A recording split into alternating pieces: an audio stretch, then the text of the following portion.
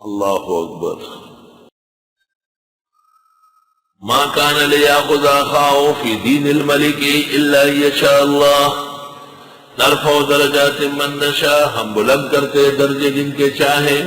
وفوق كل ذي علم عليم. اور ہر عالم سے بڑا عالم ہوتا ہے. یقیناً ہوتا ہے، کیوں نہیں ہوتا. میں نے آپ کو بتایا کہ میں فجر کے بعد لوگوں کو سونے نہیں دیتا تھا. اشراق پڑھ کے سو جاؤ.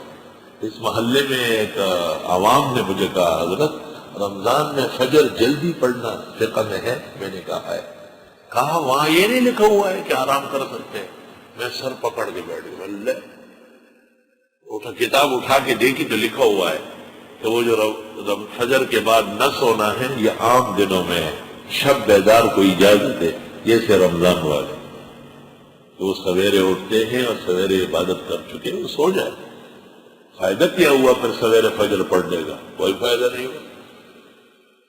لوگ جائے آرام کرے، جب آنکھ کھل جائے اشراق پڑھ لے. اشراق کون سا فرض ہوا یہ؟ پڑھ لیے تو بہت اچھا، نہیں پڑھنے تو اور اچھا. اللہ فوق کل ذی علم علیم.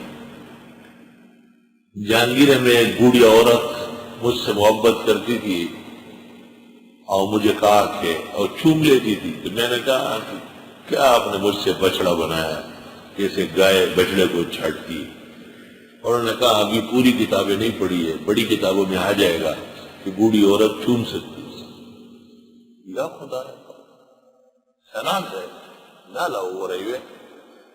یہاں درجہ سادسہ کو کتاب الاثار محمد کی پڑھا رہا تھا. اس سال میں نے پوری پڑھا دی. اس میں آ گیا امام محمد نے امام شافعی کو کہا ہے کہ آپ کہتے ہیں کہ عورت کو ہاتھ لگانے سے مس امرأ سے وضو ٹوٹتا ہے. کمن قدم من سفر، جیسے کوئی سفر سے آیا ہے. وَيَقْبَلْنَهُ عَجَائِزُ الْقَوْمِ، اور قوم کی بوڑھیاں اس کو چومتی ہے. پھر آپ ان بوڑھیاں کو اور اس کو کہو جاؤ نہا لو وضو کر لو. میں نے کہا یہ تو اتنا بڑا مسئلہ ہے کہ دو مجتہدوں کے درمیان متفق ہے. فوق کل ذی علم علیم. ہر عالم سے بڑا عالم ہے اور سب سے بڑے عالم اللہ جل جلالہ. العلم للرحمن جل جلالہ وسواہ فی جہلاته یتغمغم. ما للتراب وللعلوم وانما یسعى لیعلم انه لا یعلم. جناح اسپتال میں ایک ڈاکٹر جعفری تھے. ڈاکٹر جعفری مجھے کہا حضرت میں جعفری ہوں، شیعہ نہیں ہوں، آپ کا آدمی ہے، لیکن پگڑی آپ کی صحیح نہیں ہے. میں نے کہا کیوں؟ کہا اہل سنت اور شیعوں میں یہ فرق ہے کہ شیعوں کی پگڑی ایسی ہوگی، وہ پیچھے کی طرف ہوگی، پیشانی پوری کھلی ہوگی. اہل سنت کی پگڑی پیشانی پر پڑی ہوگی. سرفراز خان کو اگر صحت میں دیکھ لیتے نا، جب میں نے مولانا سرفراز خان کو دیکھا تو حضرت کی پگڑی ایسی ہوتی تھی. اور پنجیر مولانا کی تفسیر میں ہے کہ ہمارے استاد مولانا حسین علی کی پگڑی ہمیشہ بھوؤں پر پڑی رہتی تھی. بس میں سمجھ گیا کہ جعفری نے صحیح تیر مارا. یہ دونوں متبع سنت ہونے کی آفتاب کی طرح مثال ہے. مولانا حسین علی اور مولانا سرفراز جیسے متبع سنت دنیا نے نہیں دیکھا. میں نے کہا جعفری نے صحیح لقمہ دیا. ویسے اہل سنت اور روافض کا یہ بھی فرق ہے. ہماری پگڑی وہ امامہ بشملہ ہوتا ہے، ان کی پگڑی بغیر شملے کی ہوتی ہے، پانڈیا کی طرح. جس اسٹیشن میں کلی ہوتے ہیں نا ویسے کپڑا لپیٹا ہوتا ہے، ایسے رافضیوں کی پگڑی ہوتی ہے. فوق کل ذی علم علیم. ہر عالم پر بڑا عالم ہے.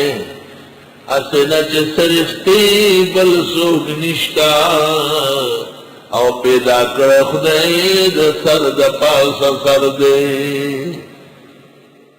اللہ اکبر. یرا ارمان رحمان بابا سمجھ لبل غلل ورائی کر. وی حسن چی صرفتی بل سوک نشتا او پیدا کر خدای د سر د پاس سر دے. اسی آسمان سے آگے افلاک اور بھی ہے. وفوق کل ذی علم علیم. ہر عالم کو حد میں رکھنا، ہر عالم کو دباؤ میں رکھنا، ہر عالم کے ہاں گنجائش رکھنا، تو ہو سکتا ہے بہت سارے مسائل ہیں ان میں کسی اور کی دلیل قوی ہو، زیادہ روشنی ہو۔ والحمدللہ۔ قالوا، کہنے لگے، ان یسرق، اگر چوری کر چکا ہے بنیامین، فقد سرق اخ له من قبل، پس یقیناً چوری کر چکا ہے اس کا بھائی بھی اس سے پہلے ہے۔ اس کا ایک بھائی تھا یوسف، وہ بھی بڑا چور تھا۔ یہ دیکھ یوسف علیہ السلام کے سامنے کہہ رہا ہے، وَدَبَدُ دَا بَدِيدِي دَا رَاتَ مَرْكُ بَنِ بِيَارَ کَرَشْ پِيدِي، چھوڑ ہی نہیں رہے، ابھی تک برائی کر رہا ہے۔ فَأَسَرَّهَا يُوسُفُ فِي نَفْسِهِ، پوشیدہ رکھی یہ بات یوسف علیہ السلام نے دل میں، وَلَمْ يُبْدِهَا لَهُمْ، اور بتائے تک نہیں ان کو۔ قَالَ أَنْتُمْ شَرٌّ مَكَانًا، حضرت نے فرمایا تم بدترین جگہ پہ ہو۔ کیا غلط باتیں کرتے ہوئے،